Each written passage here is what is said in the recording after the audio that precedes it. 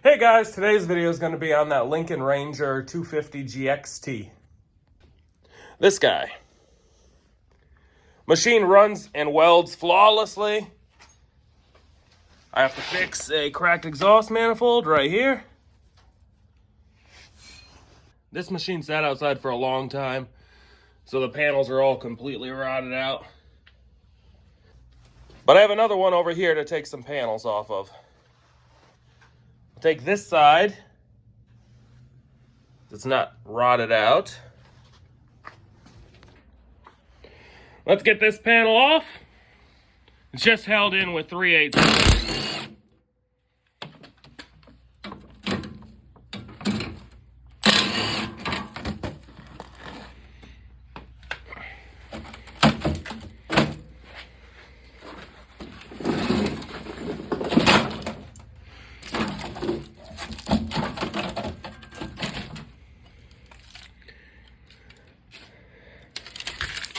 Lincoln Electric really cares about their customers.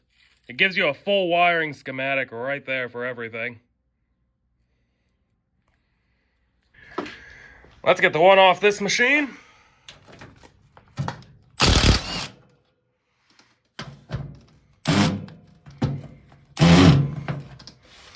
That one's a little bit tweaked.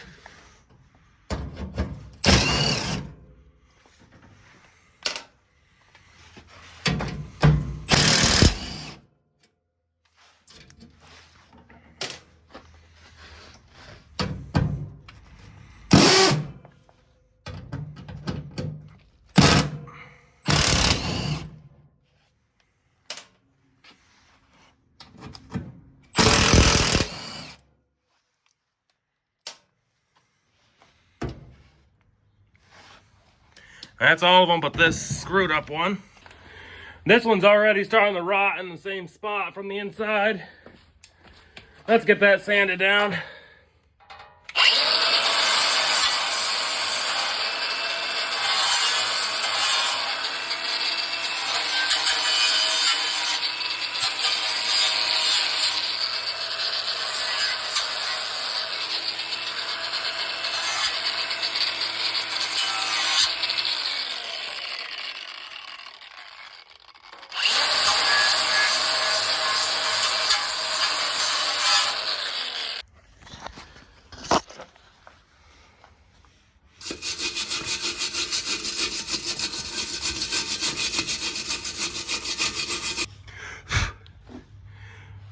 Put a fiberglass blanket down because the fuel tank is down there and it's plastic. Want to avoid any chance of catching that on fire.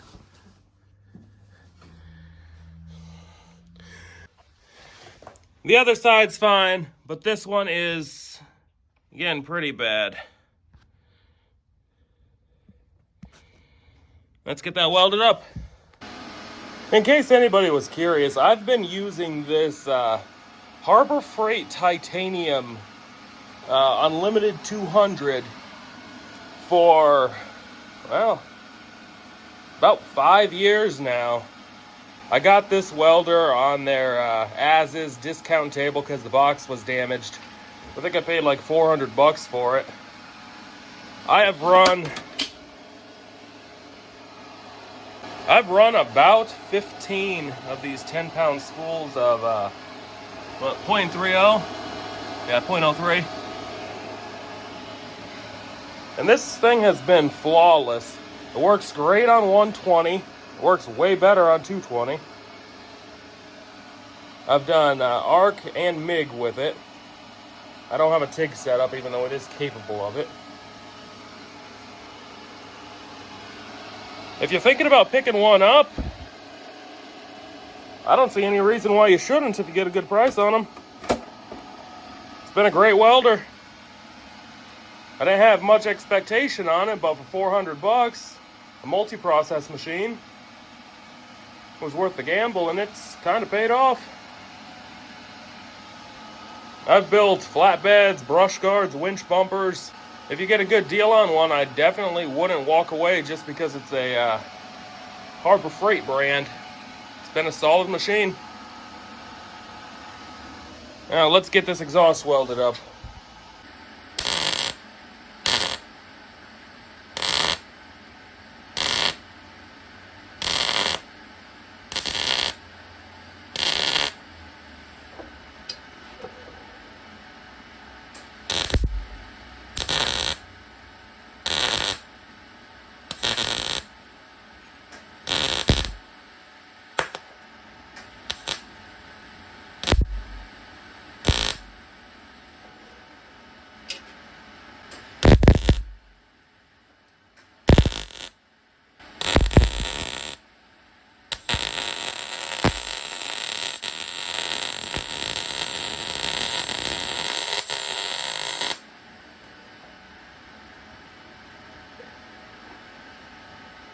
There we go. I got that welded up. Just gonna sand off, grind down some of this rust. And then blow everything out after I paint this up just to seal it.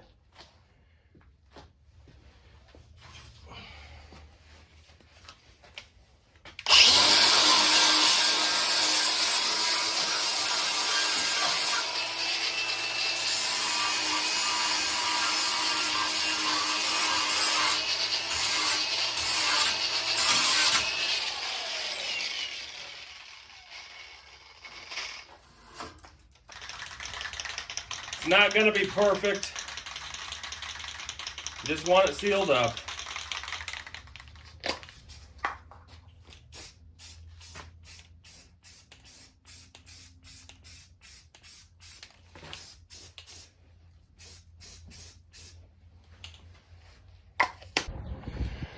This is the back panel. Gonna just sand this down quick and get it treated. Well, I made a decision to not use this machine as a parts machine. I'm gonna fix it and sell it. We all know these go for $3,500 to $5,000 depending on where you are. Yes, it needs switches, probably needs brushes. The motor will run, but it needs a fuel pump. It just needs a bunch of miscellaneous things. As for this guy, he's put back together. Some history on this machine. I bought it at auction in July from a construction company auction. And it was non-running as is. No history on it, no information on it at all. I paid $600 for it. I managed to get it running pretty easily. It just needed a fuel pump and ignition coil. So that wasn't too big of a deal. The most annoying part of it is somebody tried to fix the enclosure without properly cutting enough steel out of it, because this is real thin sheet metal to begin with, and it's pretty crusty. So they tried to weld this in terribly.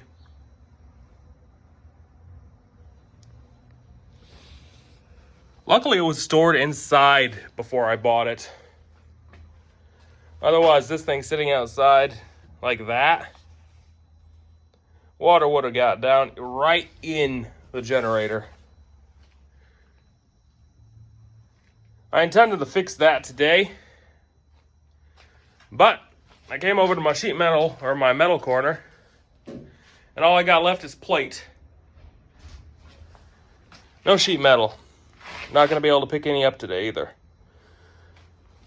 So, it's going to be used inside, vented out the outdoors with a exhaust hose. Obviously with the doors open, windows, etc. Or in a covered carport. It's not going to be sitting outside anymore. So it's not the end of the world. But the fact it runs and operates perfectly now,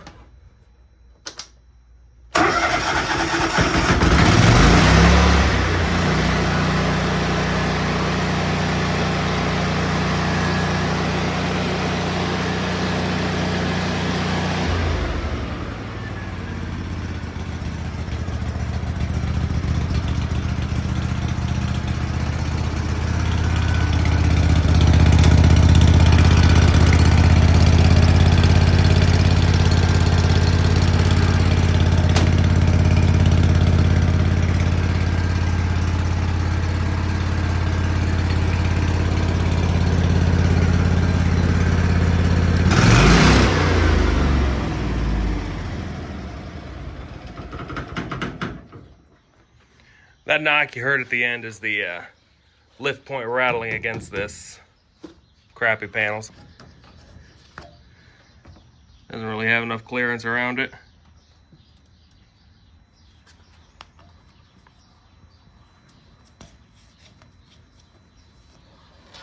But if there's enough interest on this video, when I pick up some sheet steel, I'll make a video of completely rebuilding this top part of the enclosure.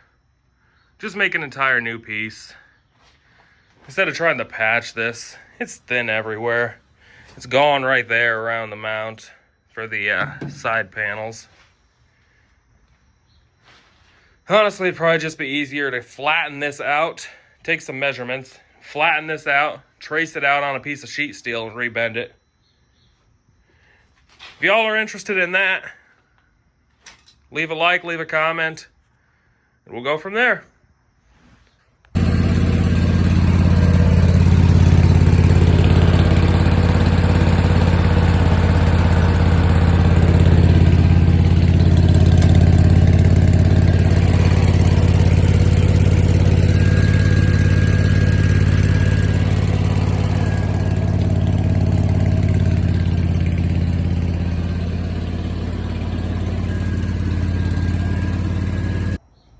Thanks for watching, everybody. Take care.